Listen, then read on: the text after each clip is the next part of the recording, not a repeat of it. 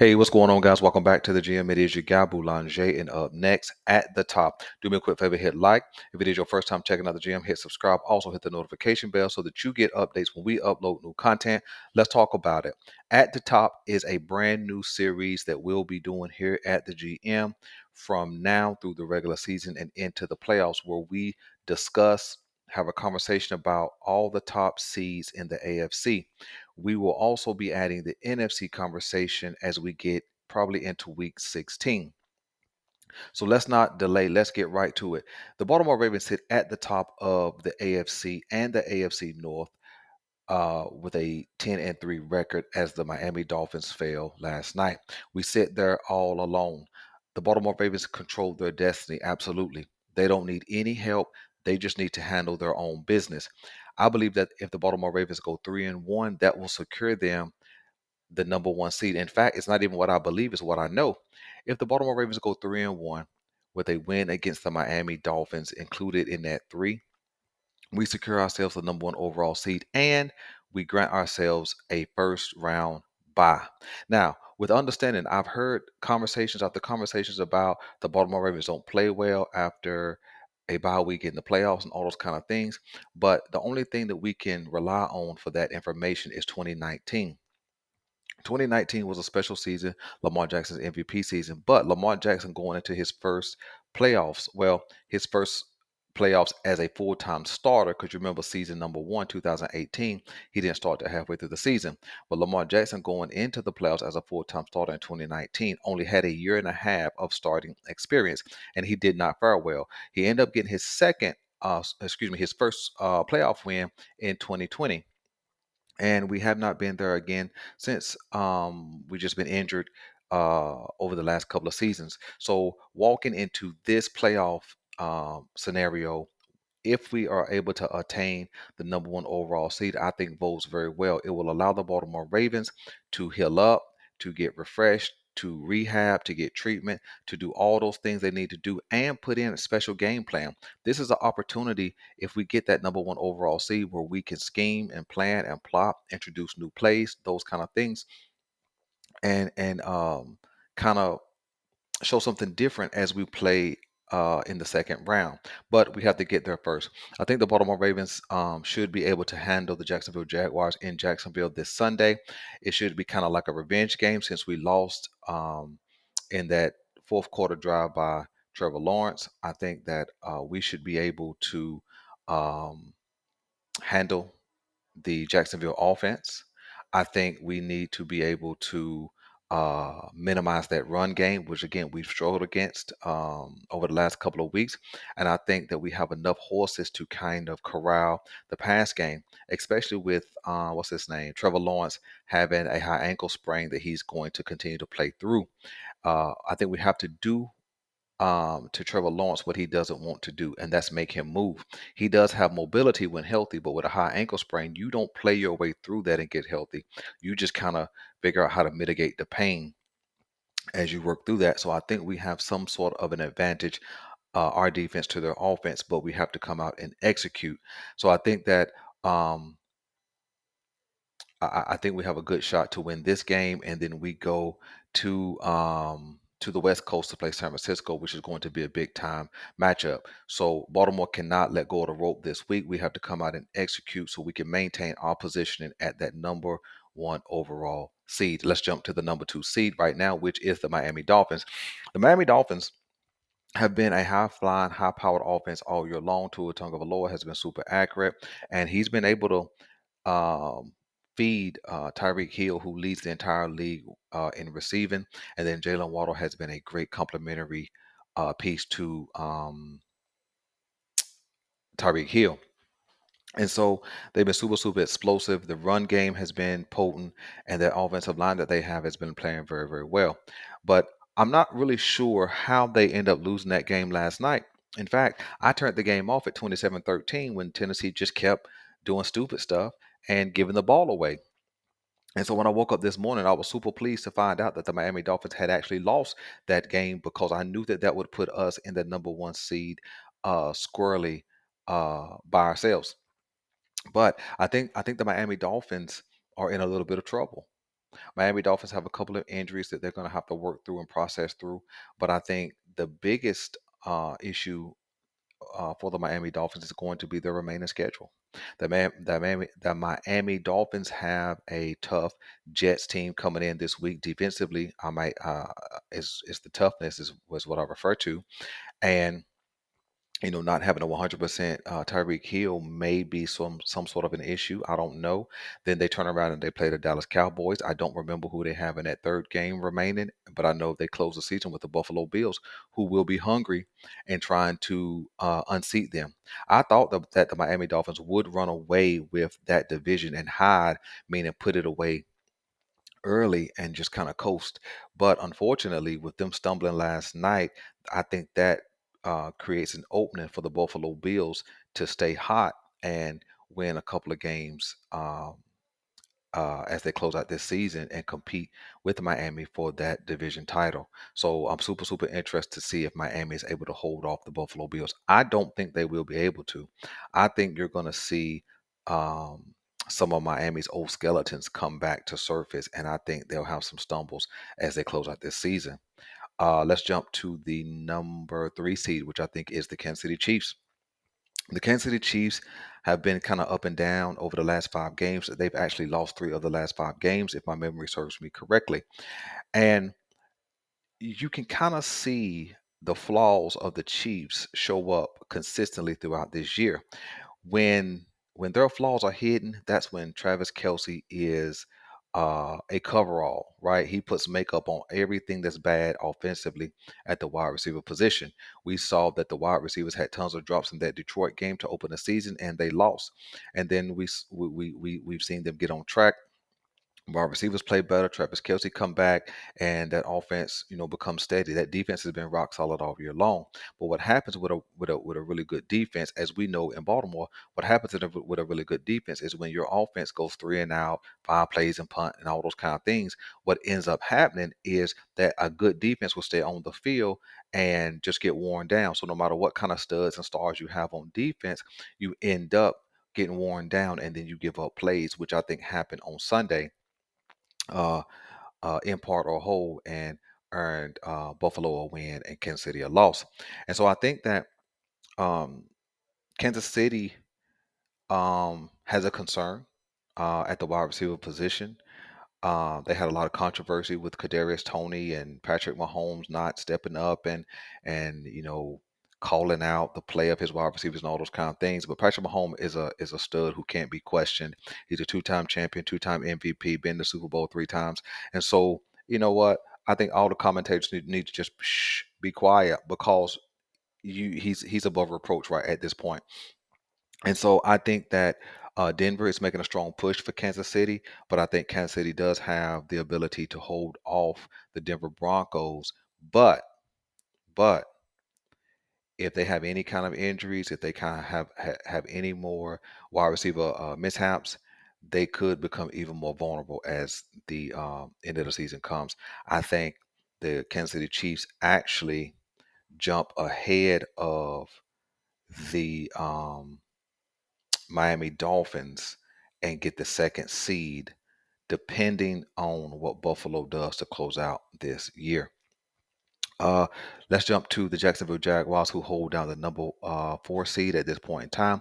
We got the Jacksonville Jaguars coming up this week. Like I mentioned earlier, Trevor Lawrence has been dealing with a high ankle sprain, which doesn't really matter to me. You play who you play, right? Nobody knows better about injuries than the Baltimore Ravens, and so I think that Jacksonville is going to have a tough, competitive last 4 games as they are trying to hold off the Indianapolis Colts, who are right now the 7th seed, and also the Denver Broncos, who are coming on strong as of late. The unfortunate thing about the Jacksonville Jaguars is that um, they're in a weak division, which does not require them to play tough all the time. The Houston Texans are a threat to get into that 4th seed and overtake the Jacksonville Jaguars, but we don't know the current status of CJ Stroud because I think he entered the concussion protocol on this past Sunday. So without CJ Stroud, the Houston Texans have no chance to catch the Jacksonville Jaguars.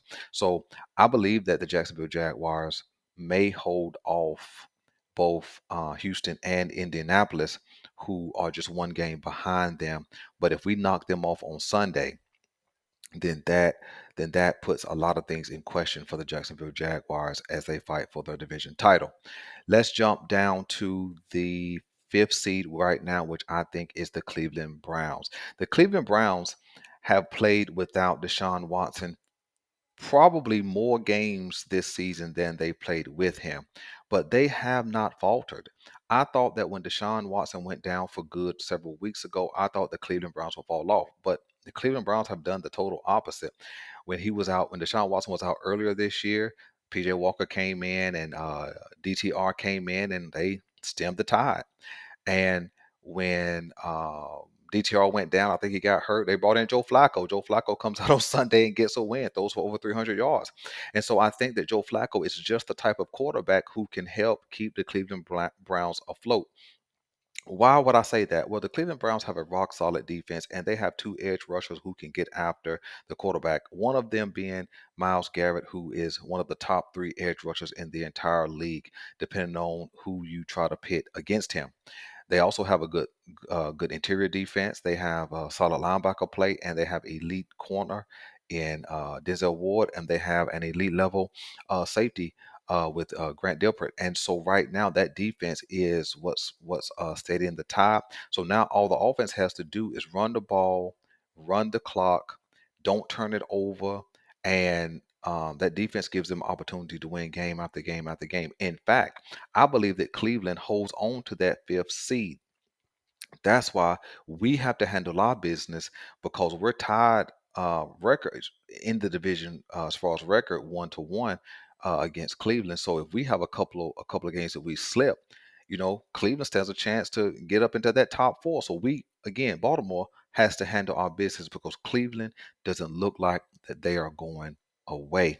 In fact, I believe that whoever plays Cleveland in that first round is going to be in for a battle. So buckle up to see what the Cleveland Browns do the remainder of the season. All right. Another AFC North foe of ours is the Pittsburgh Steelers. Pittsburgh has been up and down offensively and defensively all year long, and Kenny Pickett right now is out and hurt. He missed this past Sunday, and from what I read, he's projected to miss this Sunday, and so that leaves the team in the hands of Mitchell Trubisky. Well, Mitchell Trubisky is like a boom or bust. He can boom one Sunday and bust the next, or he can boom one play and bust the next. And so I'm not 100% sure what things look like for the Pittsburgh Steelers. I know that they're right there with several of the other teams. I think it's about five teams in the AFC who have a 7-6 record. And in fact, I think Pittsburgh um, falls out of that sixth spot. I don't know how far they fall, but I think they fall out of that sixth spot because I think they lose this Sunday against the Cincinnati Bengals. If I have the schedule right, that's who they play. Um, we watched the Cincinnati Bengals smash the Indianapolis Colts this past Sunday, and get a much needed win, which keeps them in playoff contention. So when it comes to the Pittsburgh Steelers, I think they have elite level coaching, but I'm not 100% sure if that team still hears Mike Tomlin's voice. And so, big time question for what Pittsburgh does and doesn't do at the remainder of the season. But I think they definitely tumble out of that out of that sixth seed and maybe even out of the playoff race. Let's jump down to the number seven seed right now, who is the Indianapolis Colts. If I remember what I saw on ESPN correctly when I was looking up this information, I believe it's the Indianapolis Colts. I don't think the Indianapolis Colts stay in that seventh spot. I think that they have some vulnerabilities at the quarterback position. I think that they have some vulnerabilities with Jonathan Taylor being in and out of the lineup. And I think they have some holes in that defense, which were exposed this past Sunday with a backup quarterback in the Cincinnati Bengals.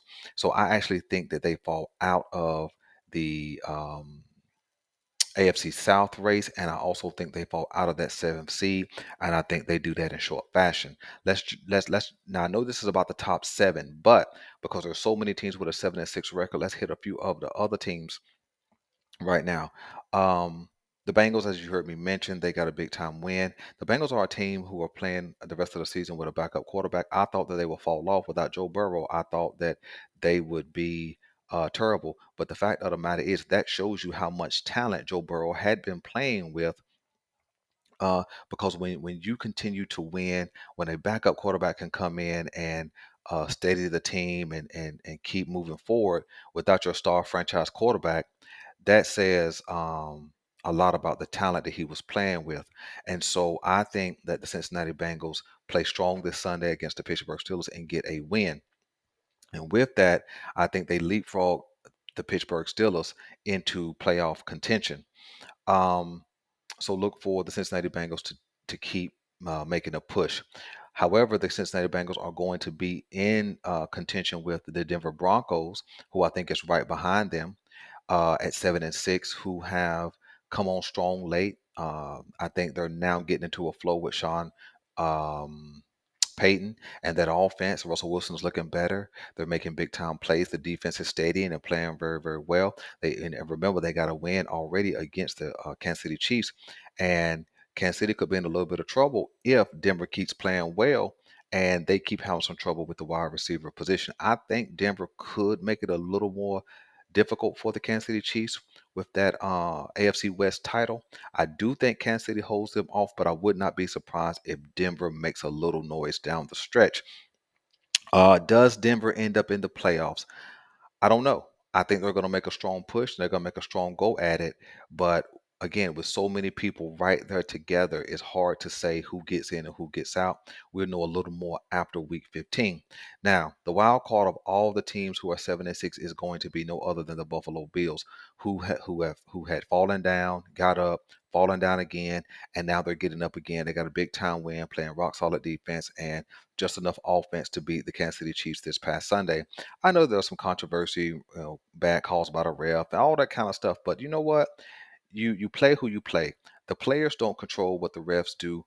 The refs control what the refs do, and so you have to go out and overcome any bad calls and things like that the refs may uh, impute into the game. We know that very well in Baltimore, where we've gotten a ton of bad calls this season as well. But the Buffalo Bills are a team who could be super dangerous if they get into that 5, 6, or 7th spot. Nobody's going to want to see them in that first round. Nobody. Especially if they're healthy and especially if they're gelling. Because we've seen teams, take for example, go all the way back to the New York Giants, who faced off against a undefeated New England Patriots team. I think they got into the playoffs either at 9-7 or 10-6 that season, and went on to win Super Bowl. So, with a team like Buffalo, who is a wild card, literally could be a wild card team. Nobody wants to see them in the first round. And depending on what Miami does with their health, their injuries, their play, their execution, Buffalo could actually walk through the door that Miami opens and steal that AFC title. So that's my take, man, on the AFC right now. The top seven teams and those guys who are 7-6. Let me know what you guys want me to know, man. Let me know who you guys think right now is playing the best. Let me know who you guys think has a real shot to get into the playoffs and make some noise. I'm your guy Boulanger. This is the GM, and we are out.